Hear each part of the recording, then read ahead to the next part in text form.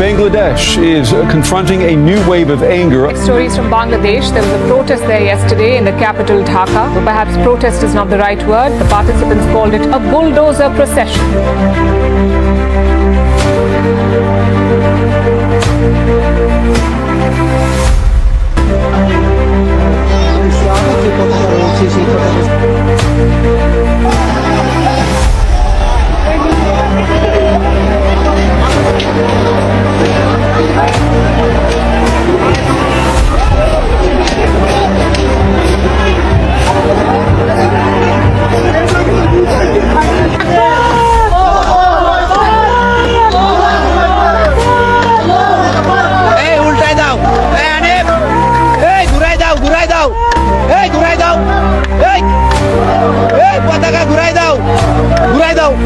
আসসালামু আলাইকুম ওয়া রাহমাতুল্লাহি ওয়া বারাকাতুহু। যে যেখান থেকে ভিডিওটি দেখতেছেন সবাইকে জানাই মনোনত স্থল থেকে ভালোবাসা ও অভিনন্দন।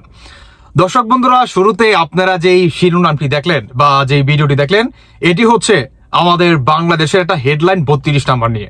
মানে যে বা যারা নাকি বুলডোজার চালাইছে কিংবা যাদের মাধ্যমে যাদের দিক নির্দেশনায় আমাদের এই বাংলাদেশের ঐতিহাসিক যে বাসাটা 32 নাম্বার, যে বা যারা নাকি ভেঙে গুড়িয়ে দিছে, সবাইকে বর্তমান হেডলাইন বানিয়ে দিচ্ছে আপনার আন্তর্জাতিক মিডিয়াগুলা, যেখানে আল জাজিরাও আছে। এর জন্যই আমি শুরুতে এই আপনার শিরোনামটা আপনাদের দেখাইলাম। এখন আসুন মূল পয়েন্টে। সেটি হচ্ছে জামায়াতের যে আপনার নির্বাচন করার যে স্বপ্ন, সেটা কি আপাতত চাঁদের দেশে যাচ্ছে। অনেকেই ভাবতে পারেন যে তুষার ভাই তাহলে চাঁদের দেশে কিভাবে যাচ্ছে। সেটি হচ্ছে জামায়াতের যে আপনার নির্বাচনের যে আপনার ইটা মার্কাটা না, হ্যাঁ, আপনার দাঁড়িপাল্লা, সেই মার্কাটা দিচ্ছে না অন্তর্বর্তীকালে সরকার ডক্টর ইউনূস। কেন সেই মার্কাটা দিচ্ছে না?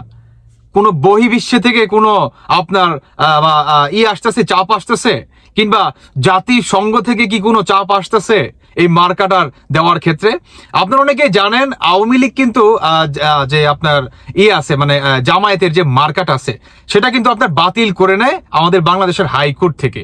মানে আওয়ামী লীগ এটা আপনার করে দরখাস্ত করে আইনগতভাবে এটা কি আপনার রায় আসে হাইকোর্টের মাধ্যমে, যে আপনার এই যে তাদের মার্কাটা, এই মার্কাটা নিষিদ্ধ করবে। বর্তমান জামায়াতের আমির কিংবা জামাত বাংলাদেশে নির্বাচনের জন্য ব্যাকুল হয়ে গেছে, কিংবা ক্ষমতার জন্য তারা কি ব্যাকুল হয়ে গেছে। অন্যদিকে তারা যে নির্বাচনটা করবে, যে মার্কাটা, এটাই যে তাদের মূল হাতিয়ার, তারা বর্তমান এই মার্কাটাই কি পাচ্ছে না। তাদের যদি সেই মার্কাটাই না থাকে, তাহলে তাদের নির্বাচনে অংশগ্রহণ করাটা কতটুকু আপনার যৌক্তিক হবে, কিংবা কতটুকু আপনার হবে, সাফল্য হবে, বা তারা কি আদেও নির্বাচন করতে পারবে কিনা। আপনার জামায়াতের আমিরের স্পষ্ট বক্তব্য যে আমাদের যে মার্কাটা আওয়ামী লীগ, মানে তিনি তো আর কি ডিরেক্ট স্বৈরাচার বলে, যে স্বৈরাচার শেখ হাসিনা আমাদের যে দাঁড়িপাল্লা যে মার্কাটা, সেই মার্কাটা আমাদের কাছ থেকে কেড়ে নেয়। আর এই অন্তর্বর্তীকালে সরকার ডক্টর ইউনূস, তিনি এখন পর্যন্ত আমাদের এই মার্কাটা ফিরিয়ে দিচ্ছে না। তিনি কেন এই মার্কাটা ফিরিয়ে দিচ্ছে না? নাকি তিনি চাইলেও পারতাছে না? আসুন এই বিষয়টা আমরা দেখি। শুরুতে আপনারা যে ভিডিওটা দেখলেন আমার ভিডিওতে, যে আপনার আন্তর্জাতিক মাধ্যমগুলাতে বর্তমানে আমাদের বাংলাদেশে কি একদম মানে হেডলাইন চলে আসছে 32 নম্বর ক্ষেত্রে। আর জাতিসংঘ থেকে ডক্টর ইউনূসকে চাপ সৃষ্টি করতেছে প্রতিনিয়ত, যে বাংলাদেশে আগস্ট মাসে যে পরিমাণ গণহত্যা, মামলা, হামলা, যত অরাজকতা সৃষ্টি হয়েছে, এটার যেই পর্যন্ত আপনার যারা নাকি খুনের শিকার হয়েছে, হত্যার শিকার হয়েছে, যেই পর্যন্ত তাদের ময়নাতদন্ত না করা হবে, সেই পর্যন্ত বাংলাদেশে কোনো নির্বাচন দেওয়া যাবে না। অন্যদিকে আপনার বহির্বিশ্বে থেকে যারা নাকি উস্কানিমূলক বক্তব্য দিয়ে আমাদের বাংলাদেশটাকে প্রতিনিয়ত অস্থিতিশীল করার চেষ্টা চালাচ্ছে, মানে এদেরকে যখন নাকি ইনকোয়ারি করা হয়, কিংবা এদের প্রতিটা কথার আচরণ কিংবা আপনার ইঙ্গিত বা দিক নির্দেশনা সমস্ত কিছু কি জামায়াতের দিকে যায়, মানে তারা জামায়াতের হয়ে কথা বলতেছে, যে বা যারা বহির্বিশ্বে থেকে কথা বলতেছে। স্পষ্ট বক্তব্য ভালো।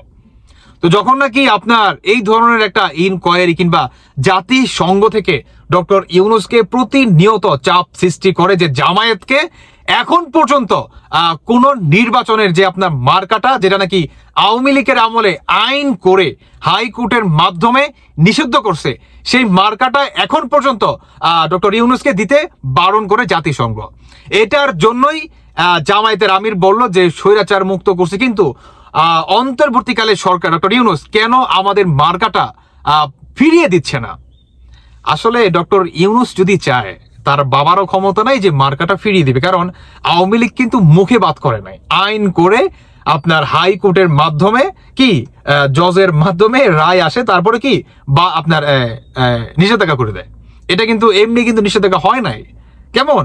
তো আমি যে বললাম যে আপনার জামায়াতের নির্বাচনে অংশগ্রহণ করাটা কিংবা জামায়াতে চাঁদের দেশে কেন বললাম, অরিজিনালি চাঁদের দেশে, কারণ আমাদের বাংলাদেশে যখন নাকি 5ই আগস্ট বাংলাদেশের সাবেক প্রধানমন্ত্রী কিংবা আওয়ামী লীগের পতন ঘটে, সেখানে থেকে আমাদের বাংলাদেশে এখন পর্যন্ত যে অরাজকতা সৃষ্টি, মব জাস্টিস, সমস্ত কিছু এই মৌলবাদীদের দ্বারা হয়।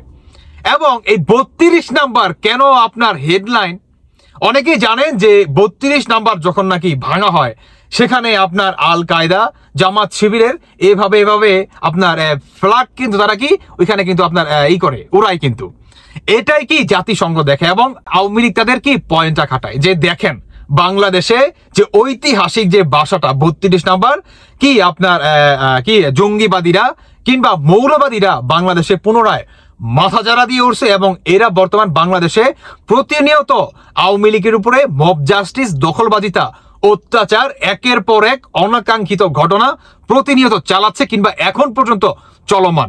ওদিকে ও আপনার ডক্টর ইউনূস এটাকে দমিয়ে তো রাখতেছে না, উল্টো এদেরকে বাহবা দিচ্ছে যে আপনারা চালিয়ে যান এবং আওয়ামী লীগকে কিভাবে দমন করতে হয় কিংবা ফ্যাসিস্টদের কিভাবে দমন করতে হয় প্রতিনিয়ত কি এই ধরনের কিন্তু একটা মিডিয়ার সামনে বক্তব্য কিন্তু তিনি প্রতিনিয়ত দিচ্ছে।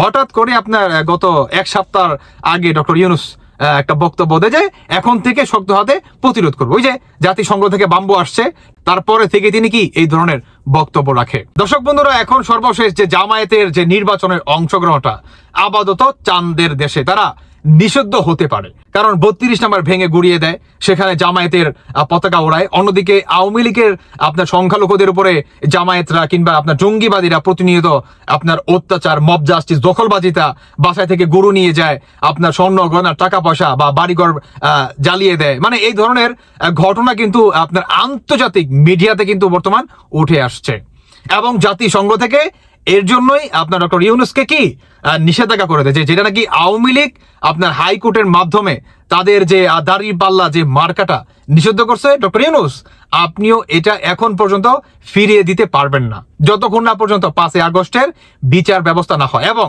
আওয়ামী লীগকে বাংলাদেশের আগামী যখন নাকি নির্বাচন হবে সেখানে সক্রিয়ভাবে আওয়ামী লীগকে অংশগ্রহণ করতে দিতে হবে এবং এটার জন্য যতটুকু সংস্কার কিংবা যতটুকু এই অন্তর্বর্তীকালে সরকারের হেল্প করা দরকার ঠিক ততটুকু হেল্প করবে এই জাতিসংঘ নির্দেশে আওয়ামী লীগকে কিভাবে সক্রিয়ভাবে নির্বাচনে অংশগ্রহণ করাতে পারে। কি খেলা বুঝতে পারতেছেন? খেলাটা কোন জায়গায় আছে? হ্যাঁ, খেলাটা কোন জায়গায় হয়েছে?